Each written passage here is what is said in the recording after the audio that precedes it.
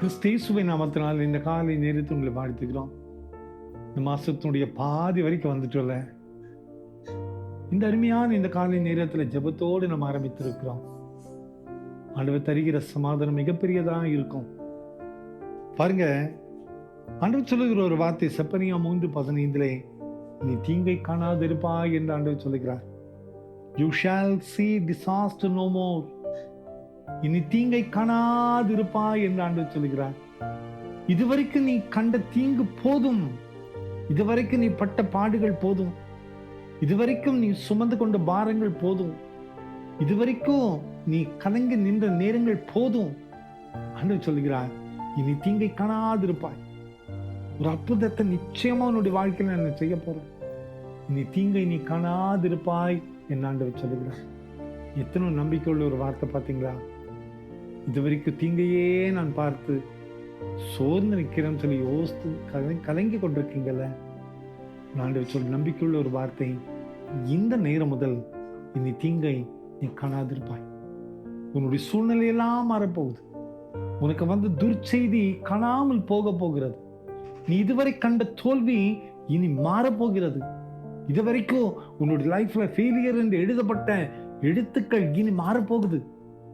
இதுவரைக்கும் உன்னுடைய வாழ்க்கையில நம்பிக்கை இல்லை என்று சொல்லப்பட்ட சூழ்நிலைகள் மாறி ஒரு புது வழியை ஆண்டவர் உருவாக்க போகிறார். நிச்சயமா இது நடக்கும். அன்பான குடும்பத்தின் மக்களே, என்னுடைய வாழ்க்கையில் எந்த ஒரு எதிர்பார்ப்புமே இல்லை, சந்தோஷமே இல்லைன்னு சொல்லி கலங்கி நிற்கிறோம்ல. ஆண்டவருடைய வார்த்தை ஒரு நாளும் வெறுமனே போகாது. இனி தீங்கை காணாதிருப்பாய் என்று சொல்லுகிறார். இந்த வார்த்தை அப்படியே உங்க வாழ்க்கையில நிறைவேறும்.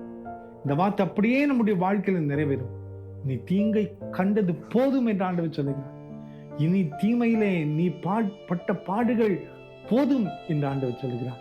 நீ தீங்கை காணாதபடி நான் உன்னை வழிநடத்துவேன் என்று கர்த்தர் சொல்லுகிறார். எவ்வளவு நம்பிக்கையுள்ள ஒரு வார்த்தை பார்த்தீங்களா? நிச்சயமாய் இந்த வார்த்தை சொன்ன ஆண்டவர் நிறைவேற்றவும் வல்லமை உள்ள ஒருவராக இருக்கிறார். அந்த ஆண்டவர் தான் சொல்லுகிறார், நீ தீங்கை காணாதிருப்பாய். அந்த நம்பிக்கையோடு இந்த புதிய நாளை ஆரம்பிப்போம். ஆண்டவரே, நான் பட்ட பாடுகள் எல்லாம் போதப்பா. நான் பட்ட வேதனைகள் அவமானங்கள் எல்லாம் போதும் ஆண்டவரே. நான் கலங்கி போய் நின்ன நேரங்கள் எல்லாம் போதப்பா.